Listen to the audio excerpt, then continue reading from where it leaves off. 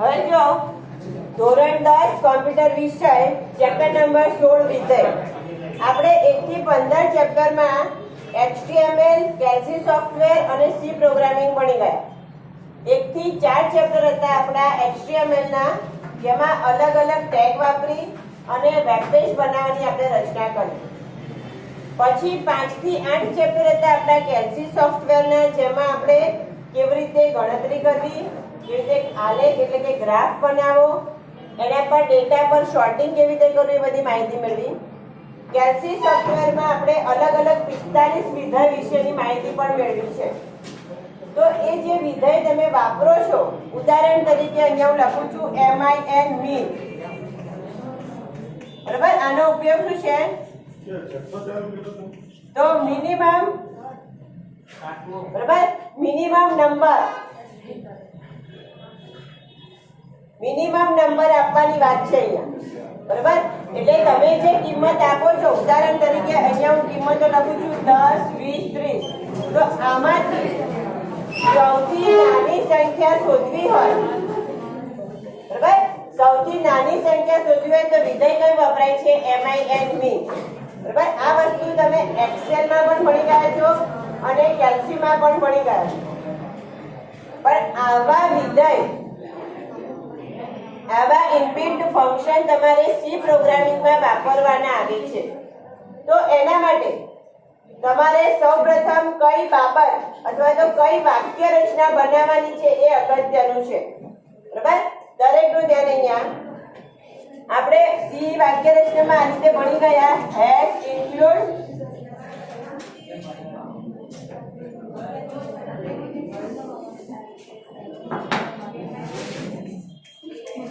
stdio.h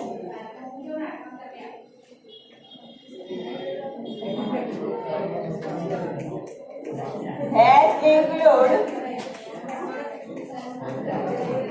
conio.h, બરાબર? એટલે આપણને ખ્યાલ છે. હવે આમાં આગળ તમારે ગણિતને લગતા દાખલા કરવા હોય અથવા ગણિતને લગતા એટલે કે ગાણિતિક ગણતરીઓ લેવી હોય ત્યારે તમારે has include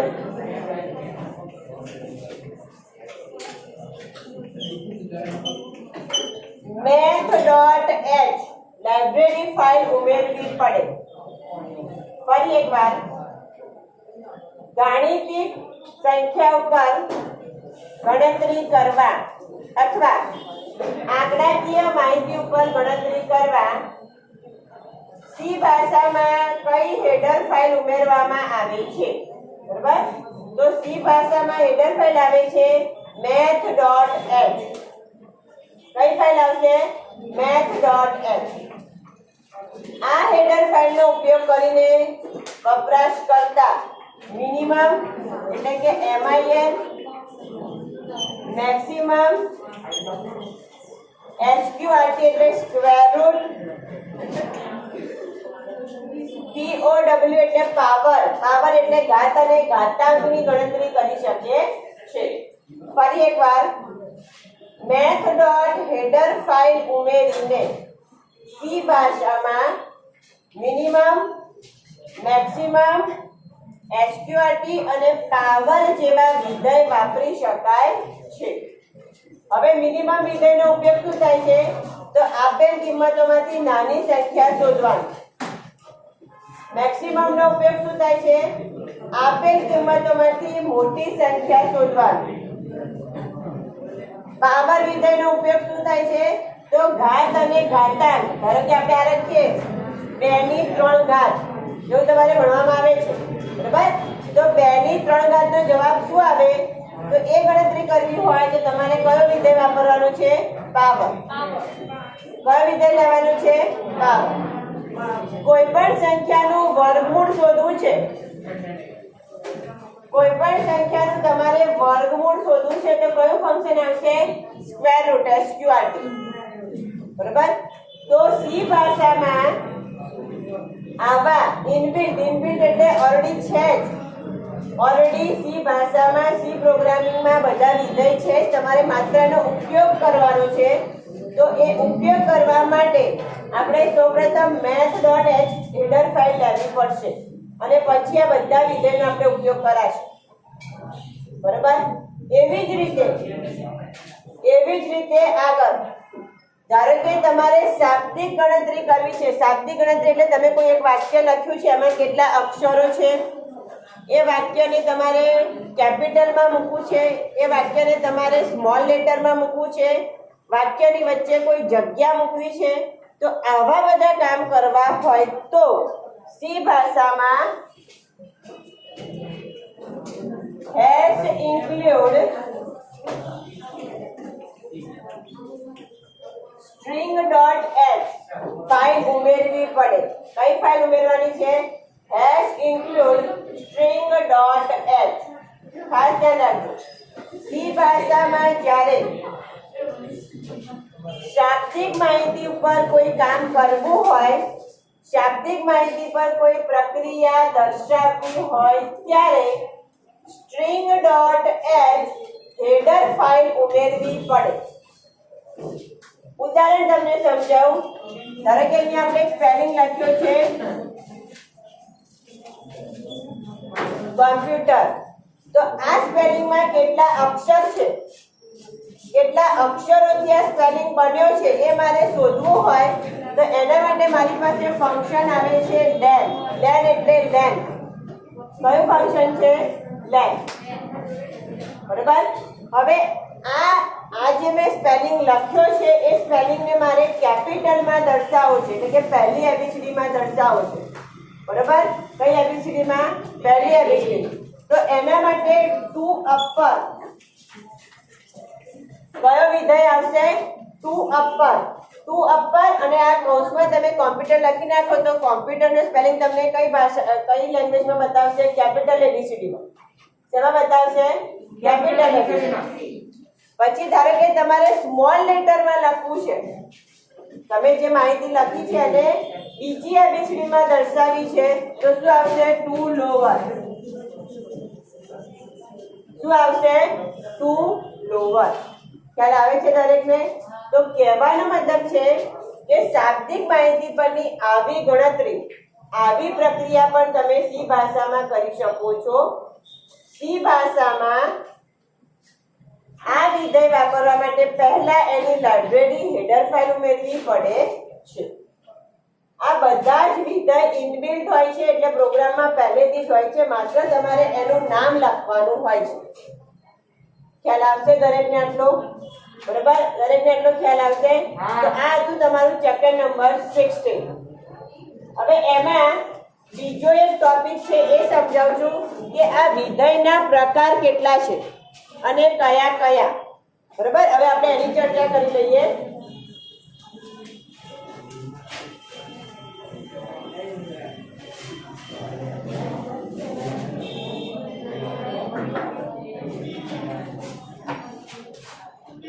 હવે જો દરેકનું ધ્યાન અહીંયા. હવે જે બીજો એમસીક્યુ તમારે આઈએમપી આવે છે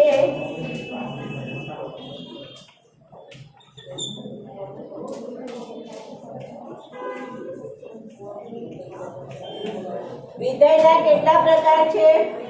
3 પ્રકાર. દરેકનું ધ્યાન અહીંયા. સી ભાષામાં વિધેયના 3 પ્રકાર છે. હવે આ એક બાબત ખાસ સમજવાની છે, અહીંયા ધ્યાન આપજો. હું એક જ ઉદાહરણ લખીશ અને એમાં તમને બધી જ માહિતી 3 પ્રકારની સમજાવી દઈશ. બરાબર? ઉદાહરણ અહીંયા લખું છું, ખાસ ધ્યાન રાખજો.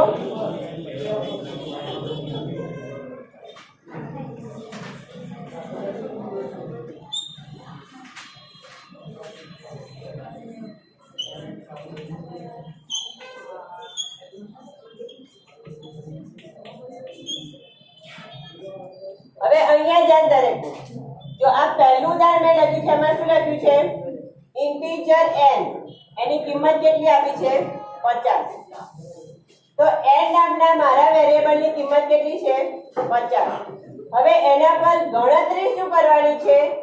તો answer is equal to n into n, એટલે 50 ગુણ્યા 50. Answer is equal to n ગુણ્યા n, એટલે 50 ગુણ્યા 50. બરાબર? એ જવાબ આવશે.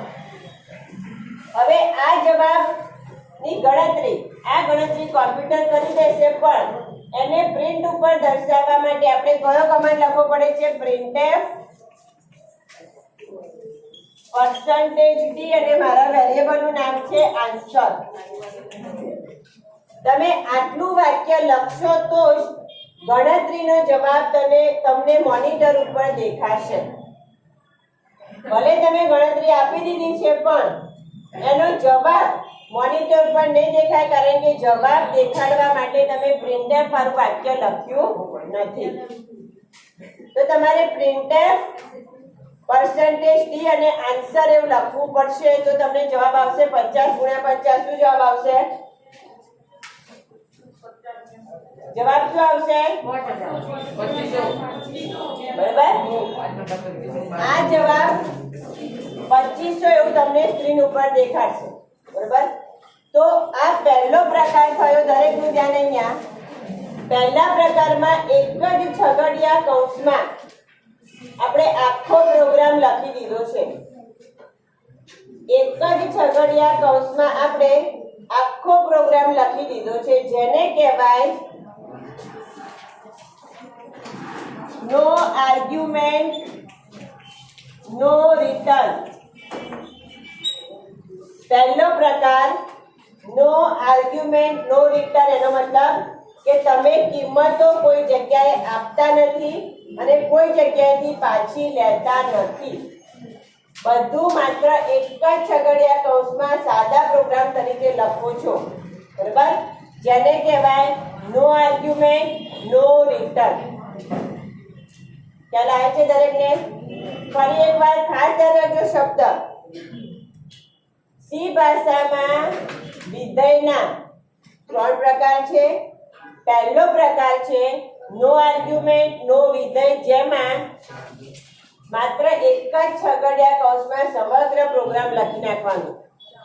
વેરિયેબલની કિંમત એટલે કે કિંમતો બીજા કોઈ પ્રોગ્રામમાં જતી નથી કે બીજા પ્રોગ્રામમાંથી કિંમતો આ પ્રોગ્રામમાં પાછી આવતી નથી. ટૂંકમાં એક જ પ્રોગ્રામ, એક જ બ્લોક, એક જ કૌંસમાં બધો પ્રોગ્રામ. આટલો ખ્યાલ આવ્યો? બીજો પ્રકાર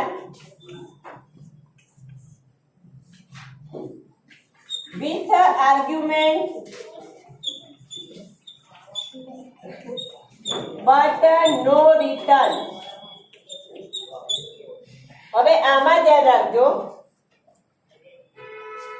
આ પ્રકારનું ઉદાહરણ તમને સમજાવું. અહીંયા જે મેં printf લખ્યું છે ને, એ printf ને મારે અહીંયા લખવાનું.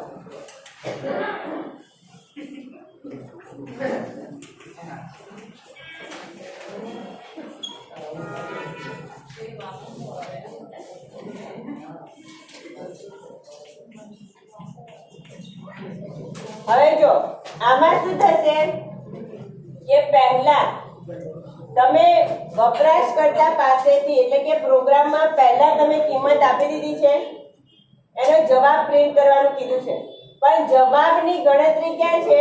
પછી છે. તો આ કેસમાં શું બનશે કે તમે આર્ગ્યુમેન્ટ એટલે કિંમત આપી છે પણ એની પરત કિંમત લીધી નથી, કારણ કે પરત કિંમત એના પછી જ આવે, ગણતરી થયા પછી જવાબ આવે, પણ તમે પહેલા લઈ લીધી છે. બરાબર. તો આ ઉદાહરણ શું કહેવા માંગે છે? બીજો પ્રકાર કે જેમાં તમે કિંમત આપો છો પણ એની પરત કિંમત ગણતરીની કિંમત પાછી આવતી નથી. એટલા માટે એને કહેવાય with argument but no return. તમારે ખાલી પ્રકાર જ યાદ રાખવાનો છે, નામ યાદ રાખવાનું છે, ઉદાહરણ નહીં. પહેલો પ્રકાર કયો થયો? નો આર્ગ્યુમેન્ટ નો રિટર્ન. બરાબર. કોઈ કિંમત નહીં અને કોઈ પરત કિંમત નહીં. બીજો પ્રકાર કિંમત પણ પરત કિંમત નહીં, એટલે કે with argument but no return, જેને ગુજરાતીમાં કહેવાય કિંમત પણ પરત કિંમત નહીં. બરાબર. હવે ત્રીજો પ્રકાર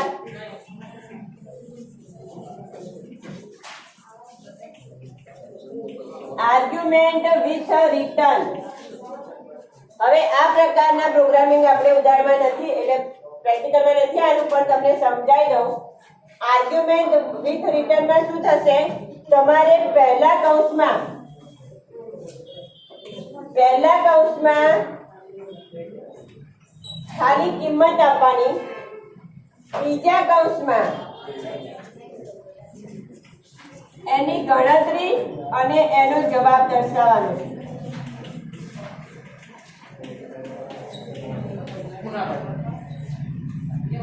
બીજા કૌંસમાં એની ગણતરી અને જવાબ. તો હવે આ સમજો, પહેલા કૌંસમાં તેને શું લીધી? કિંમત. બીજા કૌંસમાં તેને શું લીધો? જવાબ. બંને અલગ અલગ કૌંસમાં મેં લખ્યા છે. આનો મતલબ આર્ગ્યુમેન્ટ બીજા કૌંસમાં જાય છે અને જવાબ પણ બીજા કૌંસમાંથી મળે છે, એટલે જેને કહેવાશે વિથ આર્ગ્યુમેન્ટ વિથ રિટર્ન. એટલે જવાબ, કિંમત પણ અને જવાબ બંને અલગ અલગ કૌંસમાંથી લઈ અને આપણને જવાબ આપે છે. બરાબર? જેને કહેવાય પરત કિંમત અને આર્ગ્યુમેન્ટ કિંમત સાથેનો પ્રોગ્રામ. બરાબર? એટલે કે વિથ આર્ગ્યુમેન્ટ અને વિથ રિટર્ન. બરાબર? અહીંયા તમારું ચેપ્ટર નંબર 16 કમ્પ્લીટ થાય છે. દરેક ધ્યાન રાખશે. હવે એમાંથી જે આઈએમપી એમસીક્યુ છે એની હું ચર્ચા એકવાર ફરી કરી લઉં છું, મોઢા બંધ જોઈએ. ચેપ્ટર નંબર 16 છે વિધેય. સી ભાષા અલગ અલગ ફંક્શન કરવાની સુવિધા, વિધેયનો ઉપયોગ કરવાની સુવિધા આપે છે. આ સુવિધા માટે તમારે પહેલા લાઇબ્રેરી ફંક્શન એટલે કે હેડર ફાઇલ ઉમેરવી પડે. હેડર ફાઇલ ઉમેરવા માટે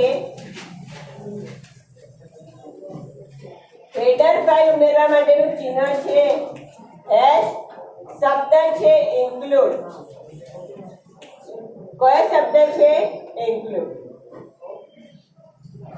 હવે જો ગાણિતિક પ્રક્રિયા કરવી હોય, ગણતરી આપવી હોય તો કઈ હેડર ફાઇલ આવશે?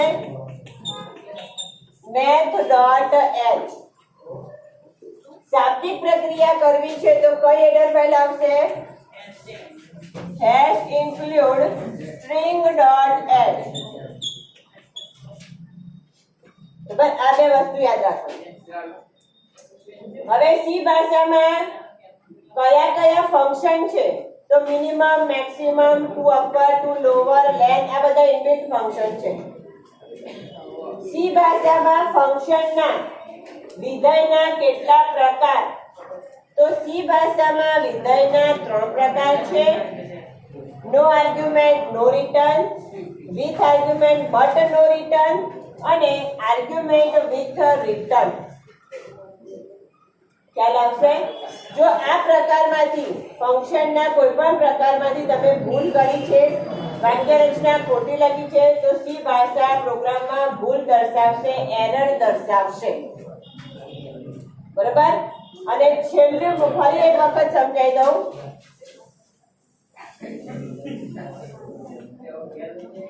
અહીંયા મેં લખ્યું છે MIN અને 50. અહીંયા ધ્યાન રાખો.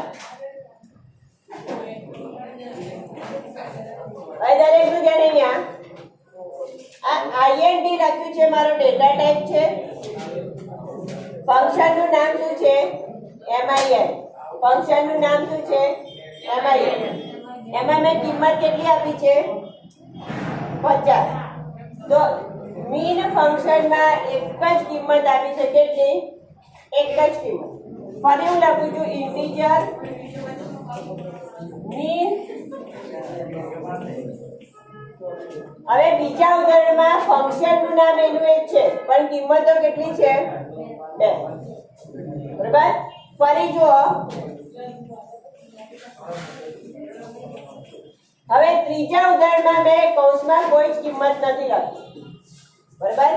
તો અહીંયા તમારે એ સમજવાનું છે કે સી ભાષામાં ફંક્શનની કિંમત આપવી ફરજિયાત નથી. તમને ફંક્શનની કિંમત નથી આપતા તો એને કહેવાય નલ ફંક્શન અથવા નો આર્ગ્યુમેન્ટ. સી ભાષામાં તમે કોઈ પણ ફંક્શનની કિંમત નથી આપતા, એટલે કે ફંક્શન ખાલી રાખો છો તો એને કહેવાય નો આર્ગ્યુમેન્ટ ફંક્શન અથવા તો નલ ફંક્શન. સી ભાષામાં એક કરતાં વધારે કિંમતો આપી શકાય એને કહેવાય વિથ આર્ગ્યુમેન્ટ ફંક્શન. બીજું કહેવાશે વિથ આર્ગ્યુમેન્ટ ફંક્શન. ખ્યાલ આવશે દરેકને? બરાબર. તો ચેપ્ટર નંબર 16 વિધેય અહીંયા આપણું કમ્પ્લીટ થાય છે. ચેપ્ટર નંબર 16 માં આપણે કોઈ પ્રેક્ટિકલ જોવાનું નથી. ચેપ્ટર નંબર 15 સુધીના આપણે પ્રેક્ટિકલ કમ્પ્લીટ કર્યા છે. હવે આપણે ચેપ્ટર નંબર 16 ના સ્વાધ્યાયના એમસીક્યુ લઈ લઈએ.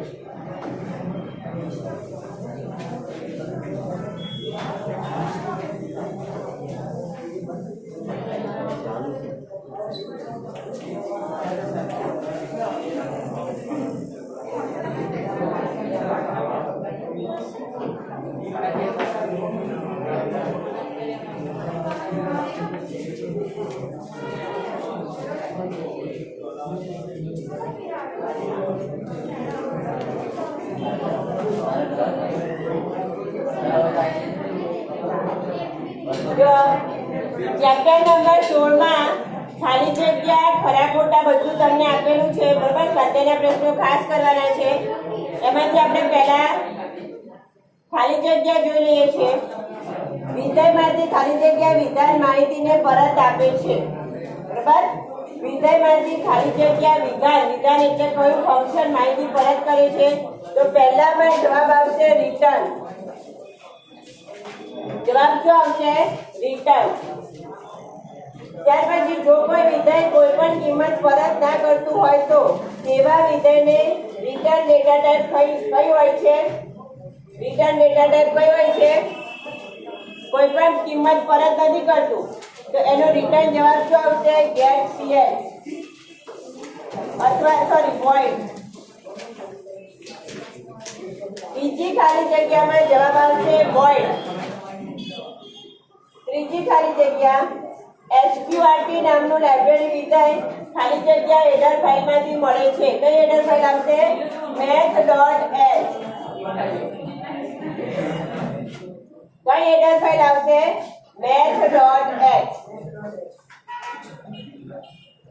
મેઇન વિધેયની ઉપર ઘોષિત કરેલા ચલને કેવા ચલ કહેવામાં આવે છે? મેઇન વિધેયની ઉપર ઘોષિત કરેલા ચલ કેવા ચલ કહેવાશે? Global variable.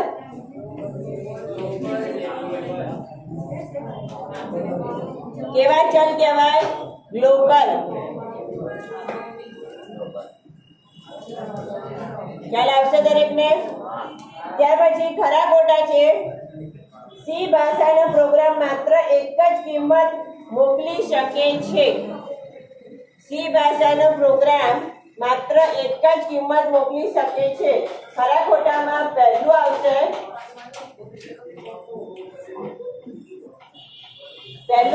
સાચું. વિધેય એક સાથે અનેક આર્ગ્યુમેન્ટ મોકલી શકે નહીં. સાચું. એનો એક પ્રશ્ન બીજી રીતે પૂછ્યો છે. ત્રીજો એમસીક્યુ મેઇન વિધેયમાંથી એકનું એક ઉપયોગ કરતા લિમિટ વિધેય અનેક વાર બોલાવી શકાય નહીં. સાચું. સી ભાષાના પ્રોગ્રામમાં મેઇન પોતે પણ એક પ્રકારનું વિધેય જ છે. ખોટું. લાઇબ્રેરી વિધેય માટે ફંક્શન પ્રોટોટાઇપની ઘોષણા પ્રોગ્રામની શરૂઆતમાં કરવી જરૂરી નથી. ખોટું. કરવી પડે. ખ્યાલ આવશે દરેકને? તો આપણે ખાલી જગ્યા ખરા ખોટા સોલ્વ કરી દીધા. MCQ question number 3. સી ભાષામાં મેઇન વિધેય કયું છે? તો એમાં તમારે જવાબ આવશે લાઇબ્રેરી વિધેય. શું આવશે? લાઇબ્રેરી વિધેય. બરાબર. હવે એમસીક્યુ પછીના વિડીયોમાં આપણે કરીશું. ત્યાં સુધી તમારે ખાલી જગ્યા અને ખરા ખોટા તૈયાર કરવાના છે.